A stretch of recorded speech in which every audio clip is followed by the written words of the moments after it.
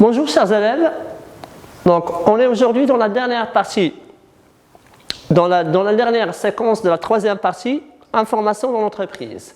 Cette séquence sera consacrée d'abord au résumé, ensuite aux exercices de cette partie. Donc, j'ai essayé de diversifier les exercices, donc je vais traiter les 4 chapitres du programme de cette partie. D'abord, un petit exercice dans le traitement de l'information, ensuite un deuxième exercice dans la partie recherche de l'information, 2 petits exercices dans la codification de l'information et un exercice final dans la partie collecte et saisie de l'information. Et chaque exercice, bien sûr, sera accompagné d'une petite séquence de rappel. On commence par le premier exercice. Dans celui-ci, on vous fournit un ensemble d'étapes relatives à un emprunt contracté auprès d'une banque.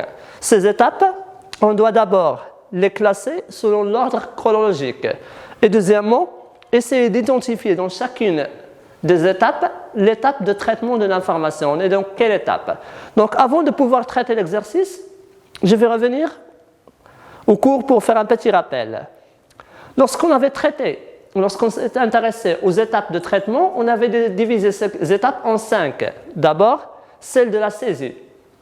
La saisie de l'information, c'est la première étape du processus. Il s'agit donc de recevoir et de noter l'information.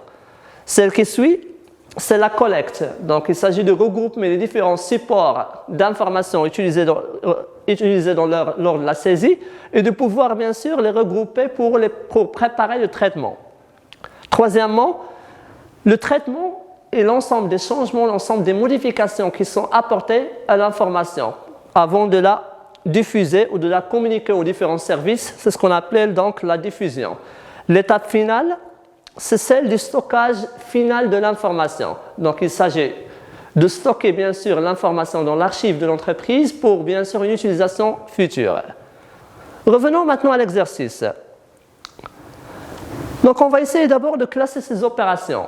Donc, une demande de prêt, ou bien sûr, une commande aussi de biens ou de services. Donc, c'est un élément qui passe par plusieurs étapes. La première, c'est celle de la réception de la demande. Donc, dans notre cas, la première étape est celle de la demande du prêt, lors de laquelle le client se présente pour la première fois pour demander un prêt.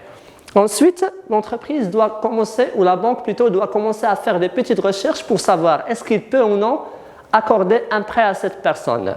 Donc, il commence par demander au client de remplir certaines fiches d'information, des fiches relatives à sa situation financière, à son salaire, à ses rapports avec la banque, etc. Dans la troisième partie, il va commencer à étudier ces informations pour pouvoir juger. Donc la troisième, c'est celle de l'étude du dossier du client. La quatrième, donc, dans la quatrième, il donne son accord. Donc, il étudie le dossier. Il peut donc confirmer que le client peut prendre un crédit ou peut emprunter de l'argent. Donc, il donne son accord.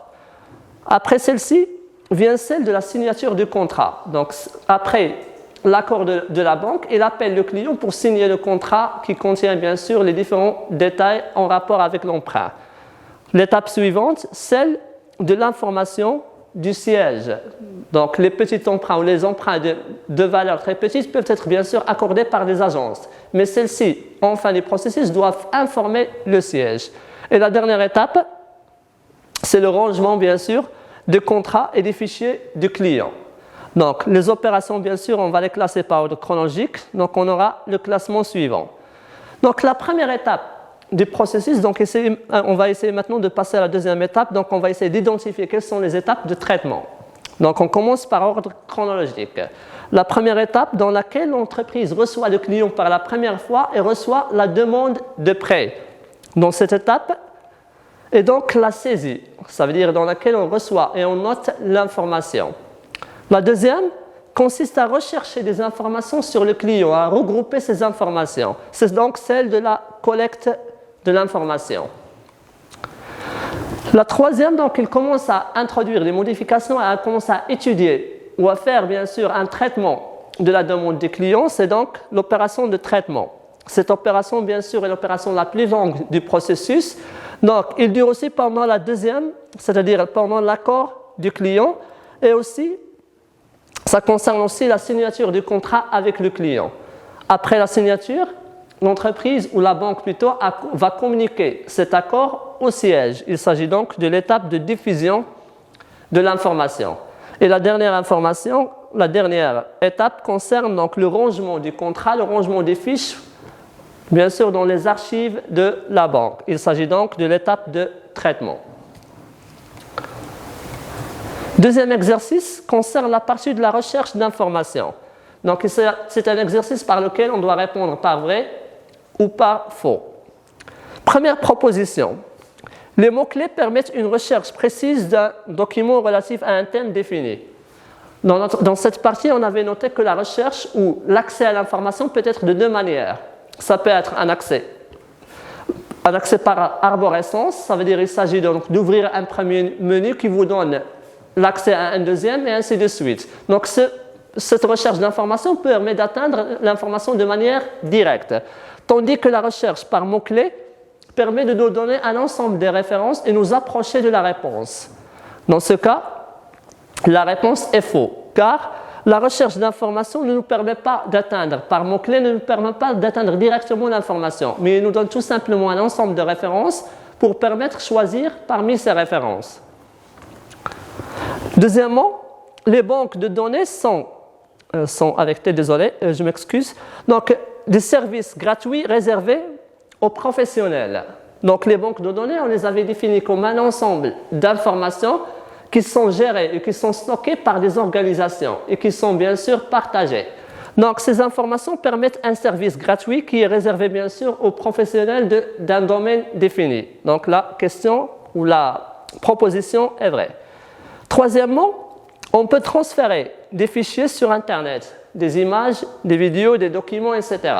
Oui, la réponse est correcte car l'Internet, c'est un réseau de réseaux, c'est un réseau qui permet de partager l'information entre plusieurs ordinateurs. Quatrièmement, une base de données est gérée par un logiciel d'application. Une base de données, c'est d'abord un ensemble d'informations qui peuvent être bien sûr organisées ou structurées et gérées par que ce soit une institution ou une entreprise. Donc cette gestion de l'information suppose l'existence d'un matériel, d'un ordinateur par exemple ou d'un disque dur pour classer cette information. Il s'agit donc d'une information qui est vraie.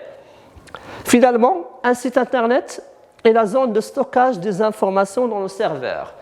Un site, il s'agit donc d'un nom de domaine qui vous permet d'accéder à une information. C'est juste donc un lien entre l'utilisateur et l'information. Donc l'information ici est fausse.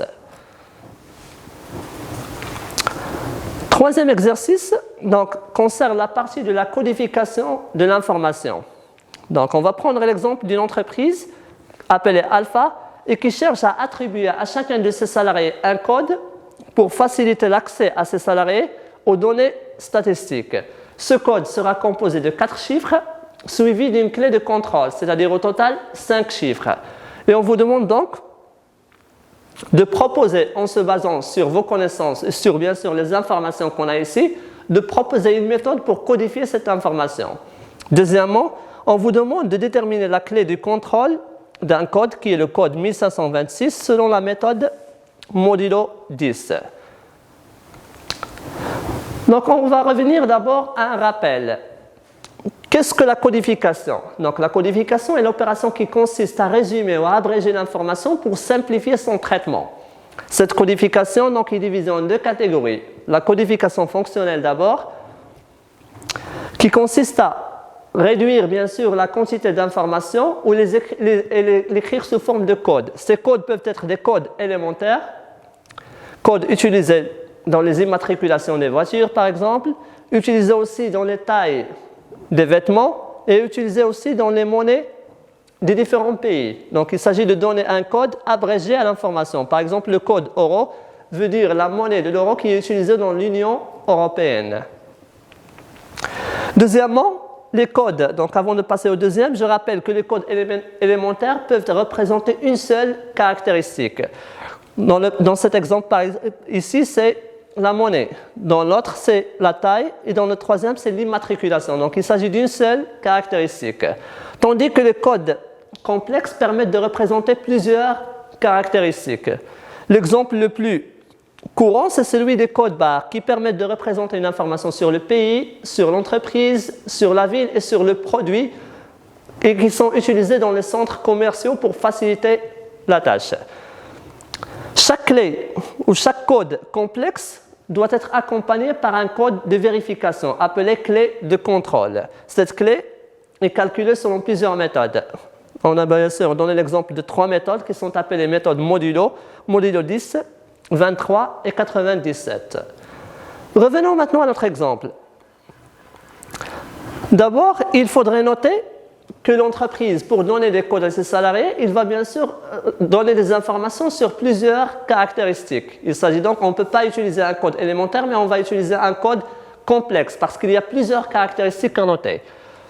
Donc, le code sera composé de 4 chiffres, en plus du 5e qui est la clé de contrôle. Donc là, je vais donner une petite proposition, bien sûr, du code. Comment faire avec le code? Donc, on peut représenter, par exemple, pour les 4 chiffres, 4 types d'informations. Moi, je vais me contenter de 3 informations. D'abord, le service auquel appartient le salarié. Et donc, on a différents services de l'entreprise. Pour chaque service, on peut attribuer un code. Par exemple, pour la direction, c'est le code 1. Commercial, c'est le code 2. Comptable, achat, etc. Donc, dans chacun des services, donc, on va lui attribuer un code. Deuxièmement, la deuxième caractéristique qu'on peut avoir, c'est le sexe. Donc, les salariés peuvent être divisés en hommes ou en femmes. Et la troisième concerne l'année d'entrée en service de ce salarié. Pour cette année, bien sûr, on va noter que les 2 derniers chiffres. Par exemple, pour un salarié qui a intégré l'entreprise en 2010, on va noter le chiffre 10. Et la dernière sera consacrée aux clés de contrôle calculées selon l'une des méthodes, modulo 10, 23 ou 97. Je vais prendre un exemple. Le chiffre ou le code 2101 veut dire qu'il s'agit d'un employé du service commercial. Il s'agit donc d'une femme qui travaille dans le service commercial et qui a intégré l'entreprise en 2001, qui a commencé à travailler en 2001. Donc, je rappelle juste que cette codification n'est pas exhaustive. Bien sûr, pour chacun des élèves peut proposer sa propre codification. Dans la deuxième partie, on vous demande de déterminer la clé du contrôle du chiffre 1526 selon la méthode modulo 10. Pour déterminer cette clé, on passe par 2 étapes. Dans la première, donc, je vais noter d'abord le chiffre, donc 1526, et je vais multiplier chacun des chiffres selon son rang par 1 ou 2. Le premier chiffre, donc je commence par la droite, le premier chiffre est multiplié fois 1, le deuxième fois 2, troisième fois 1, le quatrième fois 2 et ainsi de suite.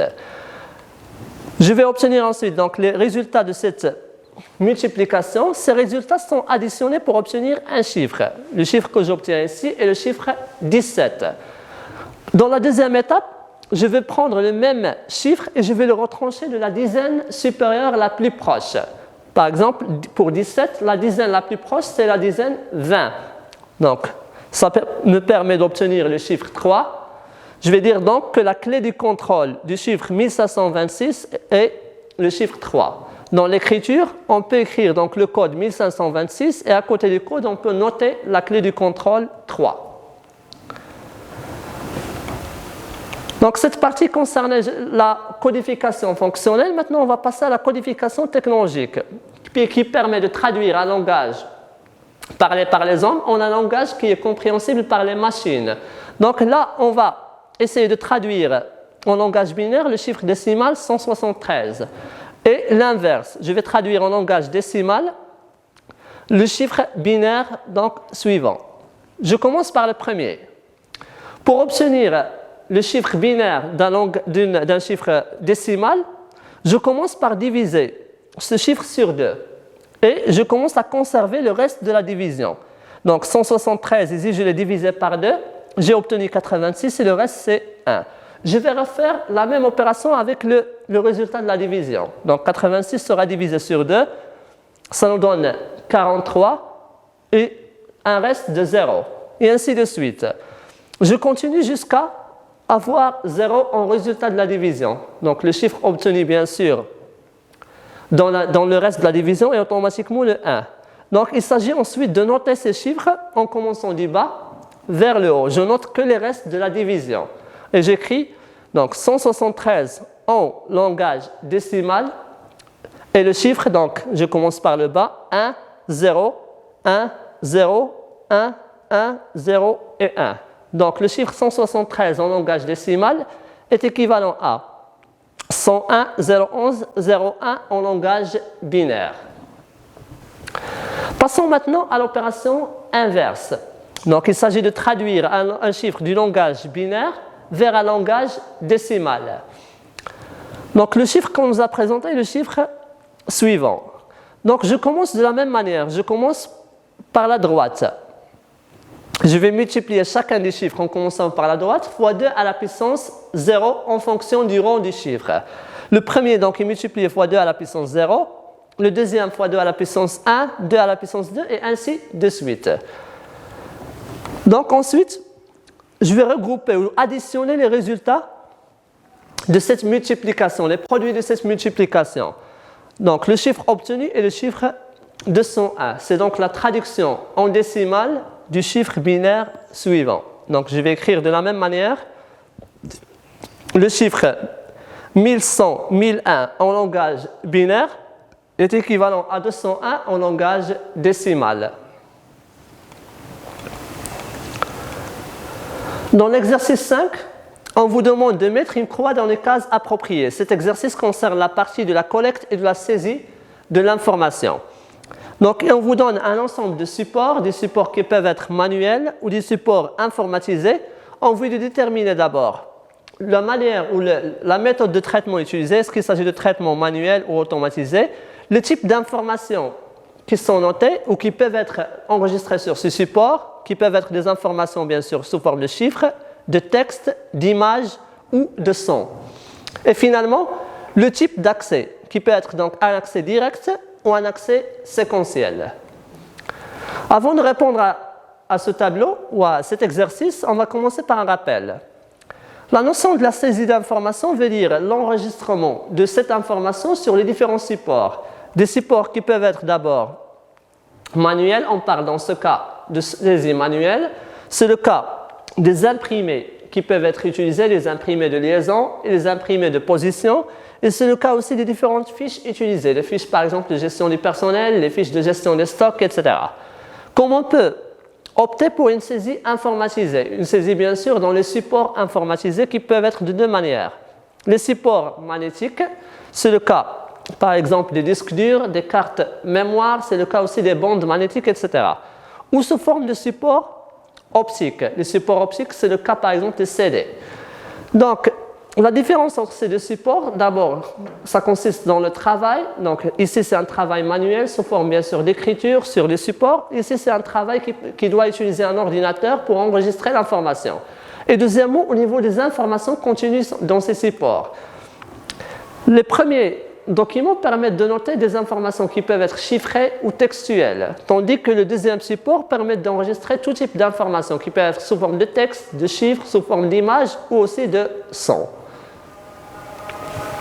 Revenons maintenant à l'exercice.